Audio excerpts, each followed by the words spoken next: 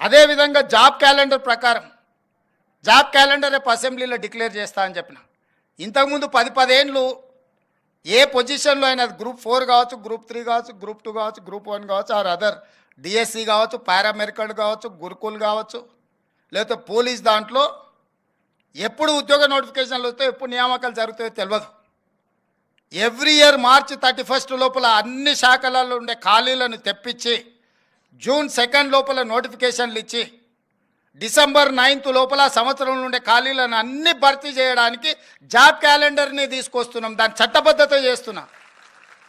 Every year ఎందుకు మీకు UPSC results వస్తాయి, ఐఏఎస్, ఐపీఎస్, ఐఎఫ్ఎస్, ఐఆర్ఎస్ ఏవైతే సివిల్ సర్వెంట్స్ ఉద్యోగాలు ఉన్నాయో అన్ని ఖాళీలు ప్రతి సంవత్సరం క్రమ పద్ధతిలో తెప్పించి క్రోడీకరించి క్యాలెండర్ డేట్స్ ప్రకారం ఆటోమేటిక్గా పరీక్షలు నిర్వహించేటట్టు ఉద్యోగాలు ఇచ్చి ఒక సిస్టమ్ డెవలప్ అయింది యూపీఎస్సీ.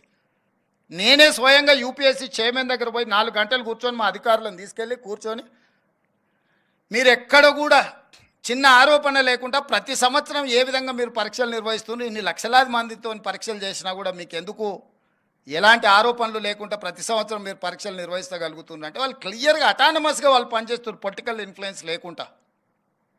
చిన్న ఆ ఉద్యోగిలో డెప్యుటేషన్ మీద తీసుకునే ఉద్యోగి మీద చిన్న అనుమానం వచ్చినా next minute they are surrendering that employee. కానీ పబ్లిక్ సర్వీస్ కమిషన్లో లక్షలాది ఉద్యోగాలు ఇచ్చే పబ్లిక్ సర్వీస్ కమిషన్లో మొత్తం అవుట్సోర్సింగ్ వాళ్ళని తీసుకొచ్చి పెట్టారు. వాడికే ఉద్యోగం లేక అవుట్సోర్సింగ్ వస్తే వాడు గ్రూప్ 1 ఉద్యోగాలను నియమించే బాధ్యత వాడి కంప్యూటర్స్ మొత్తం అంతా వాడికి అప్పచెప్తే వాళ్ళు ఏం చేస్తారు, ఎట్లా చేస్తారు? నియమించిన పబ్లిక్ సర్వీస్ కమిషన్ మెంబర్లను మీరు చూడండి. ఒక ఆయన ఆర్ఎంపీ డాక్టరే. ఆర్ఎంపీ డాక్టర్ అంటే గ్రూప్ 1 ఉద్యోగిని ఇంటర్వ్యూ చేసి డిసైడ్ చేస్తాడంట.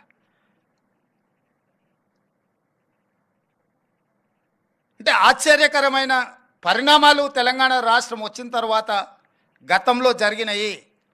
అందుకే స్పష్టంగా గ్రూప్ 1 ఉద్యోగిని ఒకవేళ నియమించాలంటే, సిలబస్ ఫైనల్ చేయాలంటే, లేదంటే ప్రొఫెసర్స్తో మాటని క్వశ్చన్ బ్యాంకింగ్ రెడీ చేయాలంటే ఆ పని చేసేవాడు అంతకంటే కొంచెం పై చదువు ఉన్నోడు, జ్ఞానం ఉన్నోడు, అవగాహన ఉన్నోడు అందులో ఉండాలన్నది నా ఆలోచన.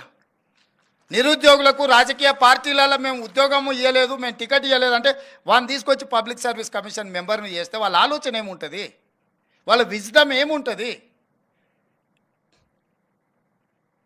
నాకేం పని లేదో నాకు ఒక ఆయన ఉద్యోగం కనిపిస్తే నేను కూడా నాకు తెలిసిన ఏం పని లేనోనికి ఇంకో ఉద్యోగం ఇద్దామనుకుంటా.